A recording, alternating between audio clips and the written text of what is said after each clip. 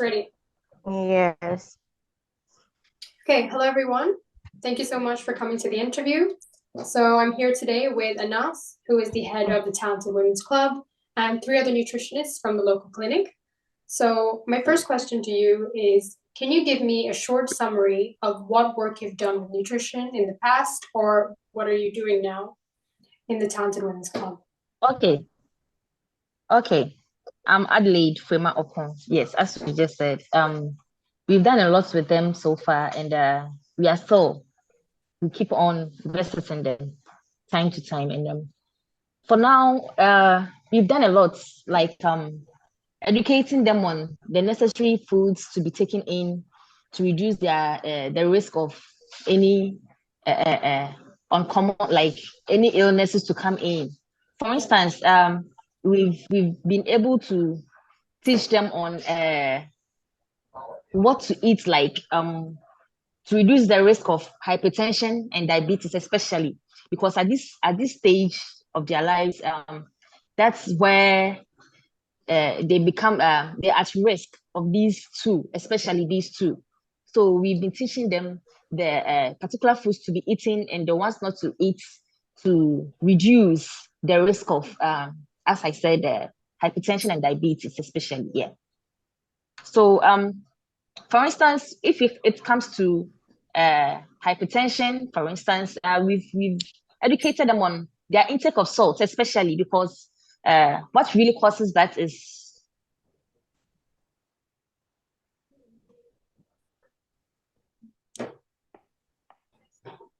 the salt is the most common one.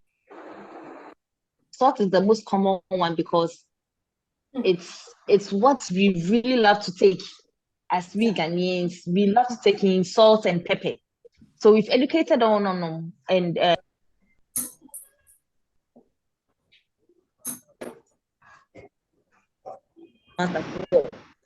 normally if you tell them and you like you talk to them, you educate them, they'll tell you that it's not it becomes difficult for them to be doing that. But then we have been able to educate them on some particular foods that are being that we use salt to preserve them. They really like taking, like we Ghanaians really like taking these kind of salty foods. So we've educated them on reducing all the intake of these types of foods. So, and I'm sure they are practicing it because we get good feedback from them. Yes. Thank you. Okay, great, thank you. So I'm going to move on to the second question, which is, what are some common misunderstandings that Ghanaian families may have about food, exercise, and health? What are some common misunderstandings? So anyone can answer. Okay. Okay. Some of the misunderstanding most of these women have is, okay, I'm Elizabeth Anyoria. Yeah. Sorry, I didn't introduce myself. Okay, some of these misunderstandings, they have a perception that like practicing good nutrition is expensive, because like most of these people don't know that, like as in practicing good nutrition, like taking in those foods are even lesser than taking in the junk food. A lot have the perception that like if let's say like they take in these junk food, oily foods and all that, they think they are eating better instead of practicing taking in the local ones.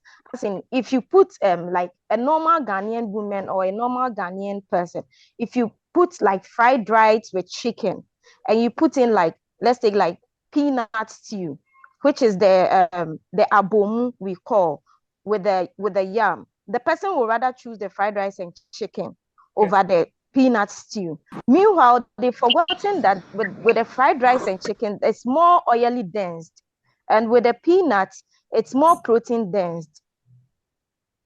So that's one of the challenges we face, like trying to we face whilst we are talking to some of them, because we let them know that the local foods are more healthy, and it doesn't take a lot of money to practice good nutrition.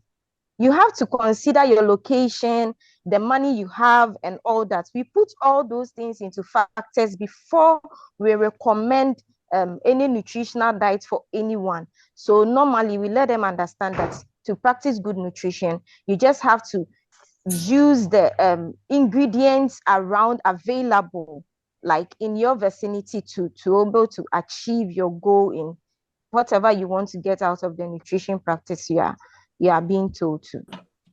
Thank you. Okay, thank you so much. Let me add this. At times, it's money problem, because eating better, it's not all of it. You said we should eat the 4-course food, which include vegetables and vegetables and fruits. And the person doesn't have money for this fruit. She might think it's too expensive for her. So she will just eat what she will get, gari or banku and fish. That's all. So that's our main problem here. Thank you. Okay, thank you. Moving on to question 3. If you had to suggest some food diet plans or just food items that could help boost nutrition, what would they be? What would be some food items? Okay. Before we suggest something, a food diet plan to a person, you have to take the person's economical status, which is the financial status, into consideration. You also have to take the environmental status into consideration. So in order, you have to have a chat with the person to know where the person lives, what's available, before you recommend. Because sometimes a person might find it difficult getting a particular food item within his or her vicinity. So you really need to take into consideration on what the person can actually afford, or where the person lives. Maybe the person can afford, but it's not available in the vicinity. So what can you do about it? So that's one of the things some of the important things we put into consideration whilst recommending any diet plan to anyone, because it's very key.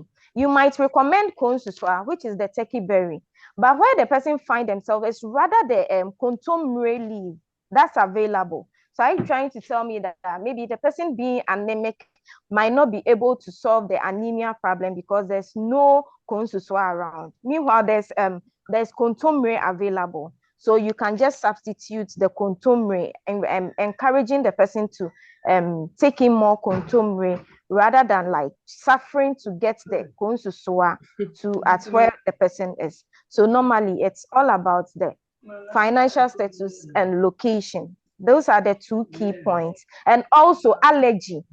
You might recommend, it might be good for the body, but the person too might be allergic to that particular thing. That one too is also a key. Thank you.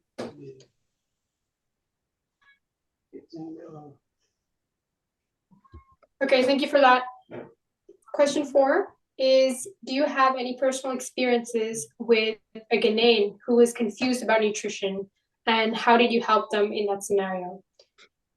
So this is kind of related to question 2 as well. So any personal experiences? Okay, let me tackle that.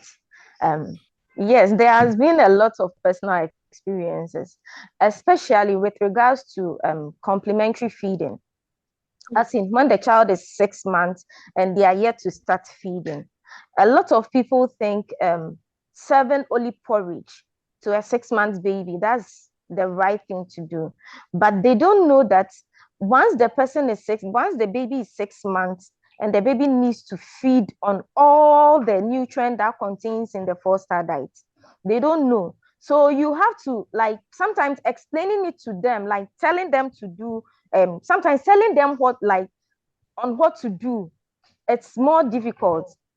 So you just have to explain to them on what to do. Because example, you tell a mother to serve banku and okra stew. That's one of our delicacies here. Banku and okra stew to a 6-month baby. We'll be like, hey, the baby cannot take meat. The baby cannot eat fish. So you just have to let the woman know that, no, you can blend it and add it to the soup. And also make sure that it's very softer than what you, the adult, is consuming. So I think it comes from sometimes they don't take the time for you to explain to them on what what they need to do. But when you just recommend something and you're about to explain, they just judge, like they are so surprised about it. And mostly, one of the experiences I remember recently, Irene and I went to the ward to go and counsel a woman on complementary feed to her, like I think 1 year baby. Can you imagine this woman? We asked the woman to buy beans and do wache at home and all that. The woman was like, I don't have money, but she has money to go and buy Indomie, which is like 15 cedis. Meanwhile, that 15 cedis can prepare wache at home, which is more healthy. So sometimes, like, they get confused about what to do. They think maybe practicing. So you just have to explain to the woman that, oh, like, sometimes we have to do the budgeting. We compare what they are recommending for themselves and what we are recommending. Then find out which more is costly. If you don't allow the woman to know, like, let the woman know that this is more expensive than what you are practicing, like, sometimes they don't get it. So we have to do the breakdown. We be like, oh, beans is 6 cedis, rice is this way. So by the end, when we try to like do the breakdown and calculate, we realize that what we are even recommending is more cheaper than what the woman is doing. That's when they get to understand, to be like, oh, okay, then I'll practice that. Because Indomie 15 cedis wouldn't be enough for the two of them.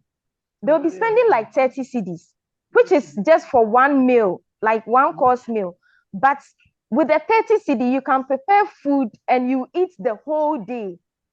So imagine like spending 30 cedis in the morning, then in the afternoon, she'll be like, I don't have money, so I can't give you food.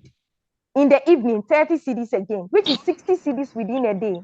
But with that 60 cedis, you can prepare a whole meal, a whole nutritious meal, and some will be left for you to eat the next day. So after doing that breakdown, they realize that yes, like what we recommend is even more way cheaper than what they think they are practicing. So these are some of the challenges we face. And if you don't have patience with that particular client, you just let the person go. And that's what we've been teaching in the Talent Women Club. And I think they are more like understanding.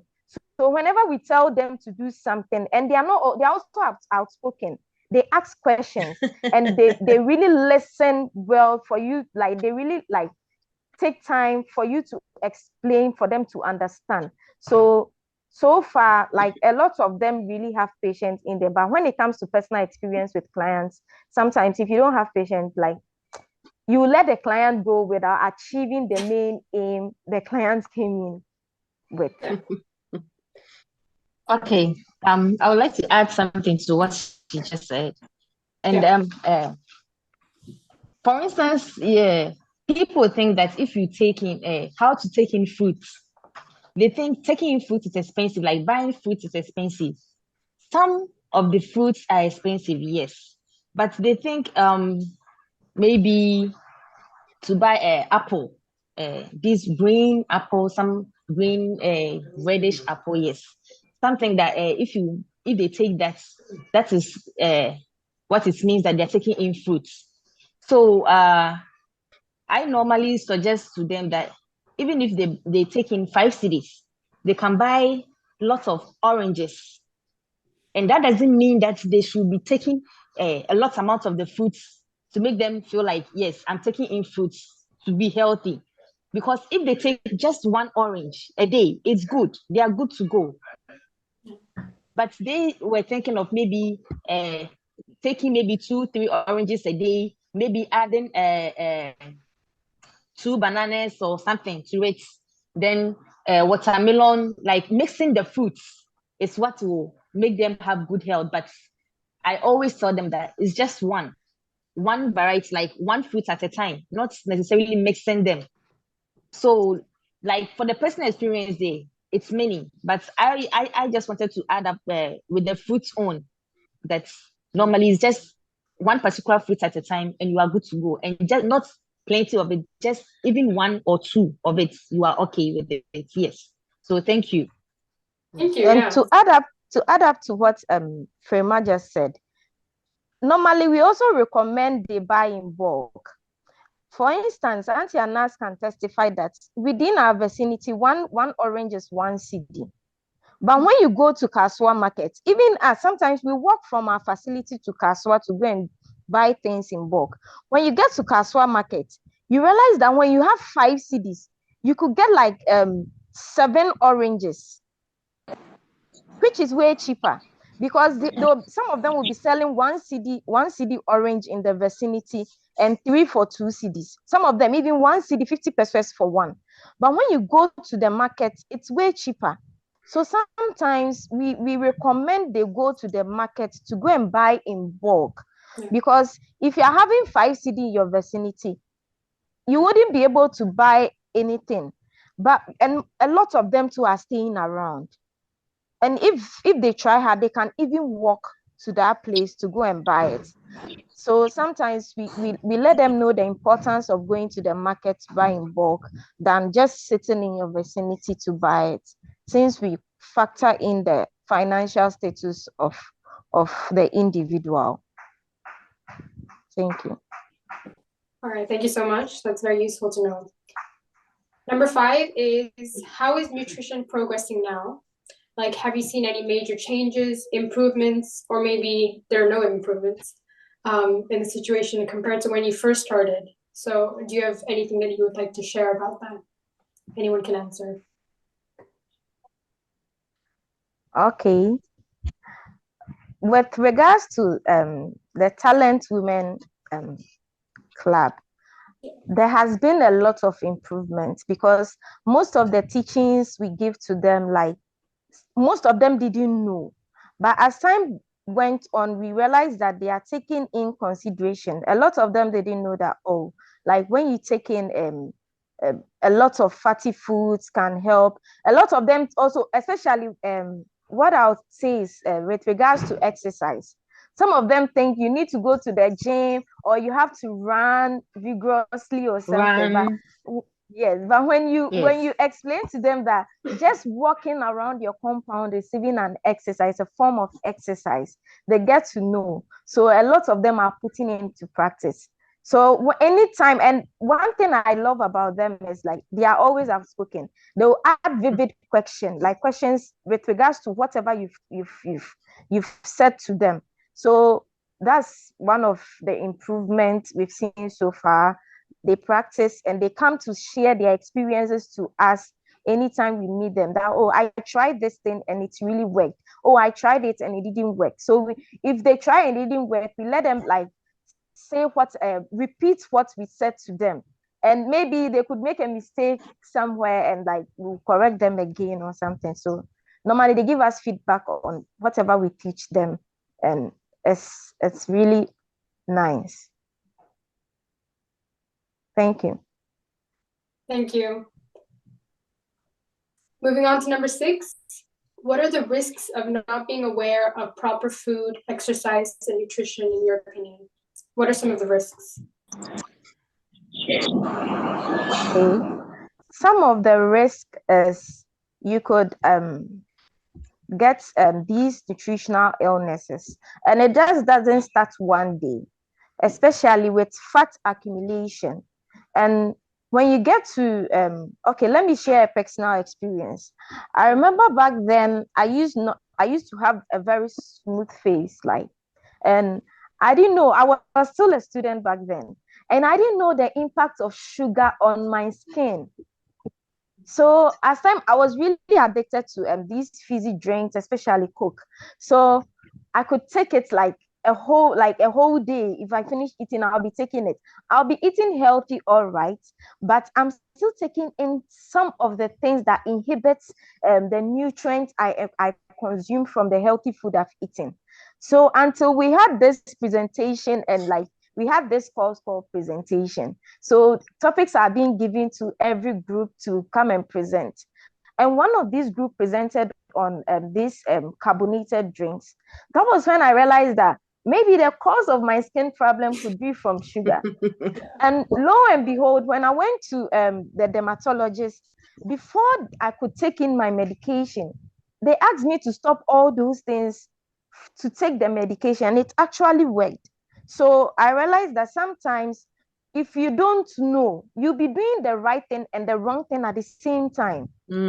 Example, with regards to anemia, you might be taking the anemia source of foods and all that. But mind you, you also be taking anemia inhibitors as well.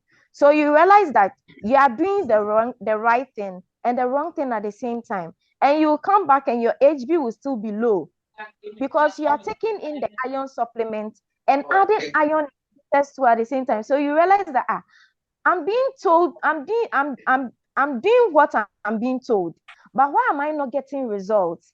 So if you don't know, you realize that you'll be doing the right thing and the wrong thing, and you wouldn't get the right results you need to get.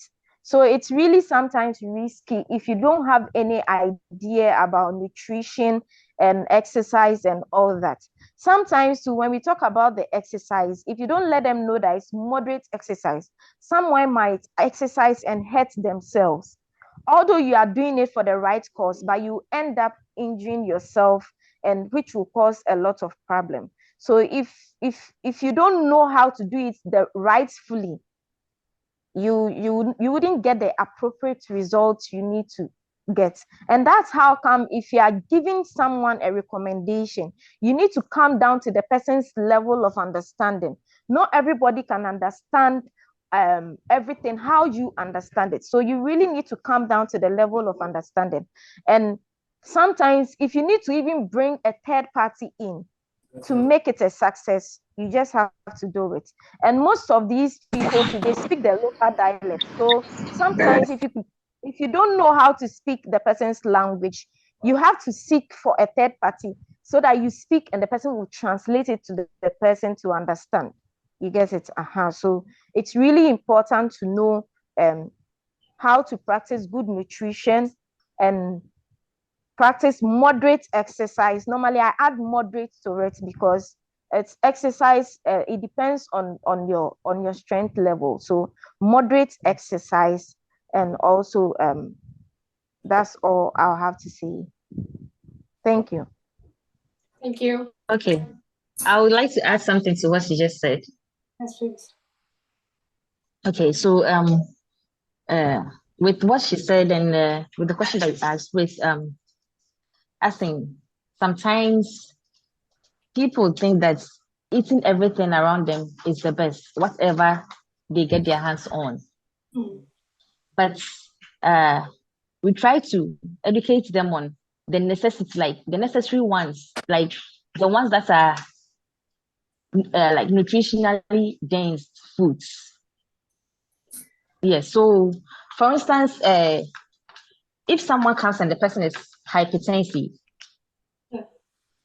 normally, if someone is hypertensive, the person is at risk of getting diabetes as well because they are like twins. If you have one, you have to make sure you take in good food. Like you have to be careful with whatever thing you take in. If not, you are also at risk of getting diabetes. So we educate them on the necessary food.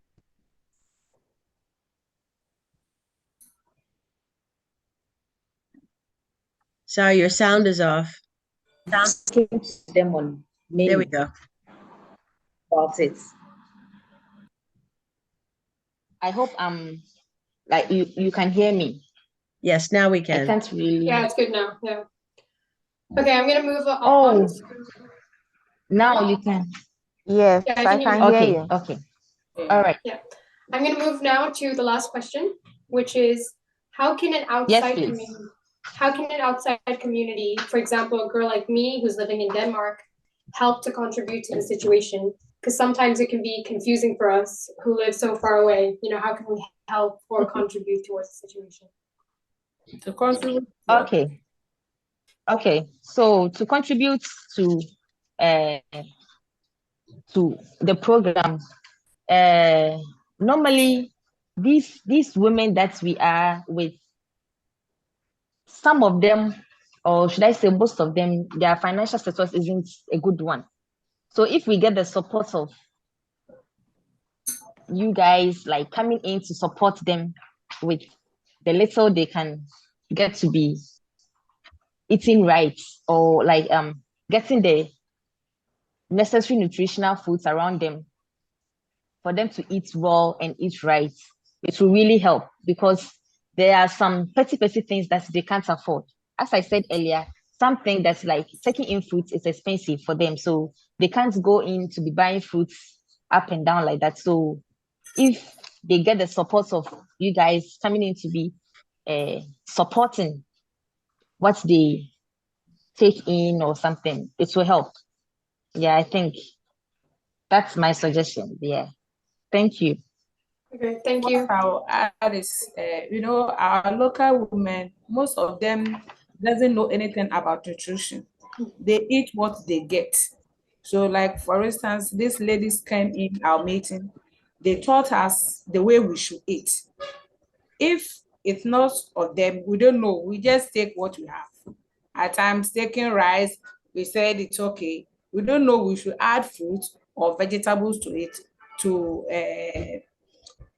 let Eat us right. eat right.